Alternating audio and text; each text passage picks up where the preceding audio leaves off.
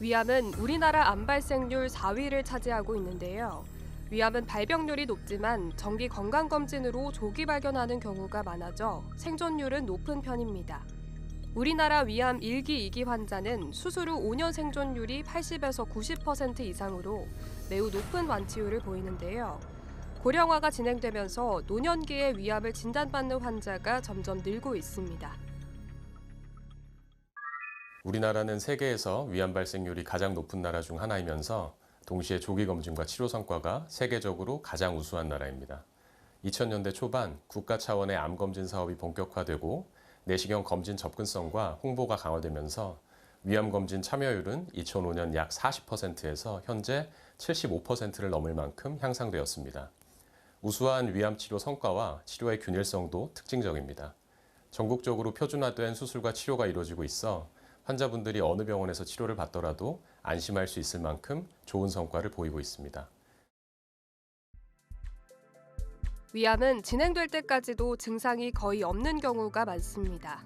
체중 감소, 복통, 구역질, 구토, 식욕부진, 삼킴곤란, 위장관 출혈 등 다양한 증상이 있지만 위암에서 가장 흔한 증상이 무엇이냐고 묻는다면 그것은 바로 무증상인데요. 증상이 있다고 해도 위염이나 위궤양 등 양성질환에서도 흔히 나타나기 때문에 이를 통해 위암을 조기에 발견하기는 어렵습니다. 위암은 여러 위험인자들이 함께 작용해서 발생합니다.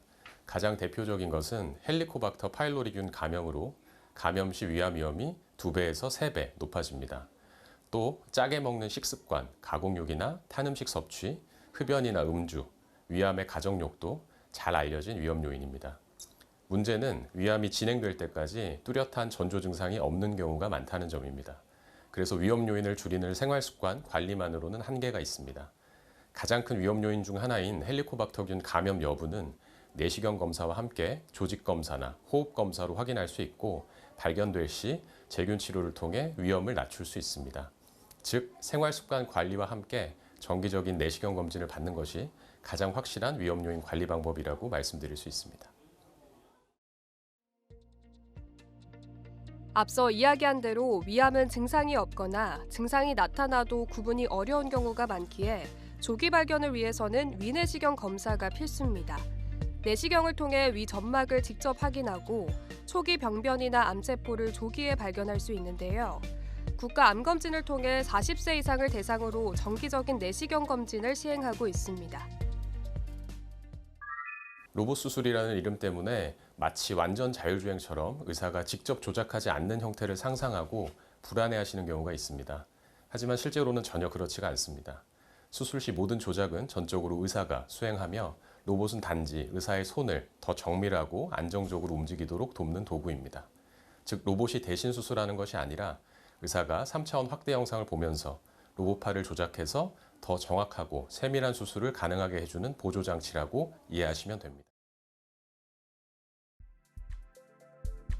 안타깝게도 모든 위암 환자가 로봇 수술 대상이 되는 것은 아닙니다. 종양의 크기, 위치, 암의 진행 단계에 따라 적합성이 달라지는데요. 위암이 이미 진행돼 주변 장기나 광범위한 림프샘으로 퍼진 경우에는 로봇 수술보다는 개복 수술이 필요합니다. 또한 환자가 전신 상태가 좋지 않거나 장비 사용이 어려운 상황에서는 제한이 있을 수 있겠습니다. 개복 수술은 위를 직접 보면서 수술하는 것으로 복부에 15에서 20cm 정도의 절개선을 내는 방법입니다. 복강경 수술은 큰 절개선 대신 5에서 12mm 정도의 작은 구멍들을 내고 그 안에 공기를 주입해 복막과 장기 사이에 공간을 만들어서 수술합니다. 이것을 소위 기복 상태라고 부릅니다. 로봇 수술도 기복 상태를 만들어서 진행하는 점에서는 복강경 수술과 같습니다.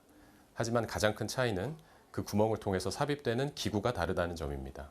복강경 기구는 마치 긴 젓가락이나 집게처럼 직선의 형태를 가져서 각도를 꺾거나 섬세하게 비틀어주는 동작은 어렵습니다. 반면 로봇 수술은 사람 손처럼 관절이 있어서 자유롭게 움직일 수 있는 로봇팔을 이용합니다. 의사가 그 로봇팔을 조작해서 훨씬 정교하고 섬세한 수술을 할 수 있는 것이 복강경과의 가장 큰 차이라고 할 수 있겠습니다. 위 주위에는 간, 췌장, 대장 등 주요 장기가 인접해 있어 수술 중 손상 위험이 큽니다. 특히 혈관망이 복잡하여 작은 실수도 큰 출혈로 이어질 수 있는데요. 로봇 수술은 10배까지 확대된 영상과 정교한 조작으로 미세한 혈관까지 선명히 볼 수 있어 손상을 최소화할 수 있습니다. 최근에는 기존의 다공 로봇 수술에서 한 단계 발전해 단일공 로봇 수술이 주목받고 있는데요. 이는 배꼽 하나의 구멍을 통해 모든 기구를 삽입해 흉터를 최소화하는 기술입니다. 또한 인공지능과 결합하여 수술 중 혈류를 실시간 분석하거나 증강현실을 이용해 종양과 혈관 위치를 시각화하는 시도도 진행되고 있는데요. 이러한 발전은 수술의 정밀성을 더욱 높이고 환자의 만족도를 향상할 것으로 기대됩니다. 첫째는 공간이 좁은 경우에 유리합니다. 로봇팔은 사람 손목처럼 자유롭게 꺾이고 회전할 수 있어서 좁고 복잡한 공간에서도 정밀한 움직임이 가능합니다. 따라서 비만이나 과체중 환자처럼 복부 공간 확보가 어려운 경우에 수술을 보다 안전하고 안정적으로 진행할 수가 있습니다. 실제로 이런 환자에서 로봇 수술이 합병증 위험을 줄일 수 있다는 연구 결과 또한 보고된 바 있습니다. 둘째는 더 많은 범위를 더 안전하게 절제하는 데 유리할 수 있습니다. 최근 진행성 위암에서 로봇 수술이 재발 위험을 낮추고 생존율을 높일 수 있다는 흥미로운 결과가 발표된 바 있습니다. 이는 로봇의 섬세한 움직임을 통해 림프절을 더 광범위하게 그러나 정교하게 절제할 수 있었기 때문으로 추정됩니다. 추가 연구들이 물론 필요하겠지만 진행성 위암 환자에서 로봇 수술이 좋은 선택이 될 수 있다고 말씀드릴 수 있습니다.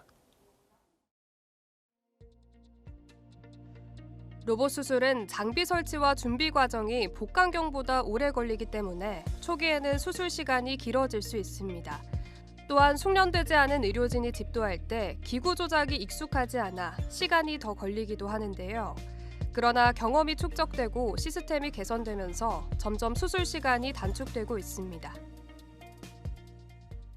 환자분들께 직접적인 장점은 두 가지로 정리할 수 있습니다. 첫째, 출혈과 조직 손상이 줄어들 수 있다는 점입니다. 로봇팔은 사람 손목처럼 자유롭게 움직이고 화면은 확대돼 있어 작은 혈관이나 신경까지 잘 보입니다. 그래서 같은 범위를 절제하더라도 불필요한 손상을 줄일 수 있고 결과적으로 출혈이나 수술 후 통증, 염증 반응도 줄일 수 있습니다. 둘째, 합병증과 회복 속도입니다. 최근 연구에서 로봇 수술을 받은 환자들이 합병증 발생이 적고 회복이 빨랐으며 이로 인해 수술 후 보조항암 치료를 더 빨리 시작할 수 있었다는 결과가 보고된 바 있습니다. 이는 환자분들이 일상으로 조금 더 빠르게 복귀할 수 있다는 의미입니다. 즉, 섬세한 움직임으로 손상 정도를 줄여 수술 후 회복을 빠르게 하고 이로 인해 일상으로 돌아가는 과정이 조금 더 수월해질 가능성이 있다고 정리할 수 있겠습니다. 위암 수술은 생명을 구하는 것이 가장 중요하지만 이후의 삶의 질도 고려해야 합니다. 로봇 수술은 위절제나 연결 과정에서 정밀하게 봉합할 수 있어 소화 기능 보존에 유리한데요. 이로 인해 영양 상태 유지가 비교적 쉽고 덤핑 증후군이나 역류 같은 합병증 발생도 줄어듭니다. 우선 로봇 수술은 복강경에 비해 수술 시간이 더 길다는 점이 자주 단점으로 지적됩니다. 이는 로봇 장비를 세팅하고 조작하는 과정이 추가되기 때문입니다. 또 하나는 비용 부담이 크다는 점입니다. 이러한 경제적인 부담이 환자분들이 직접 체감하시는 가장 현실적인 단점이기도 합니다.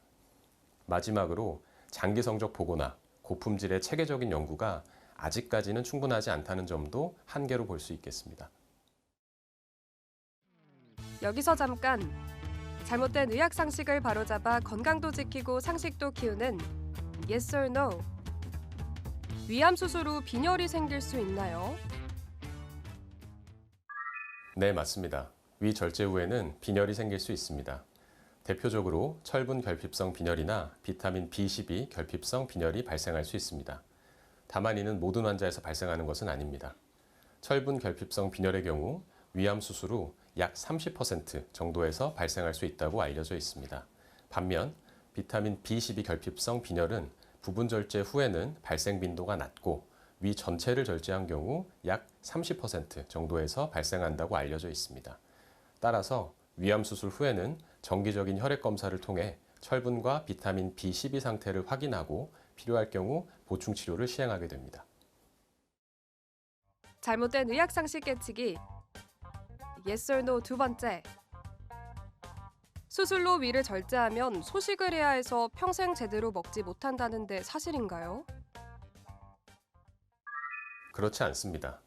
위암 수술 후에도 대부분의 환자분들은 시간이 지나면서 정상적인 식사를 하실 수 있습니다. 초반에는 위 용적이 줄고 소화 과정이 달라져서 조금씩 자주 드셔야 하고 체중도 일시적으로 빠질 수 있지만 수개월이 지나면서 점차 적응해 나갑니다. 또 한 가지 환자분들이 많이 걱정하시는 부분이 앞으로 못 먹는 음식이 있냐는 건데 수술 후 특별히 영구적으로 금지되는 음식은 없습니다. 다만 개인에 따라 소화가 잘 안 되거나 불편을 느끼는 음식은 피하고 시간을 두고 적응해가는 과정은 필요합니다. 로봇 수술이 많은 장점을 가지고 있지만 모든 환자에게 최선이라고 단정할 수는 없습니다. 환자의 암 진행 정도, 건강 상태, 경제적 여건 등을 종합적으로 고려해야 하는데요. 결국 로봇 수술은 최선의 선택지 중 하나이므로 의료진과 충분한 상담을 통해 환자 개별 상황에 맞는 치료법으로 선택하는 것이 중요합니다. 로봇 수술은 위암 치료에서 훌륭한 선택지 중 하나이지만 위암 수술에서 가장 중요한 부분은 언제나 안전하게 암을 완전히 절제하는 것입니다. 이를 달성하기 위해서는 환자의 상태와 암의 진행 정도에 맞게 적절한 수술 방법을 선택하는 것이 필요합니다. 따라서 어떤 수술 방법이 가장 적합할지 의료진과 충분히 상의해서 결정하는 것이 가장 중요합니다. 환자마다 상황이 다르기 때문에 의료진과 함께 가장 안전하고 효과적인 방법을 선택하시기를 바랍니다.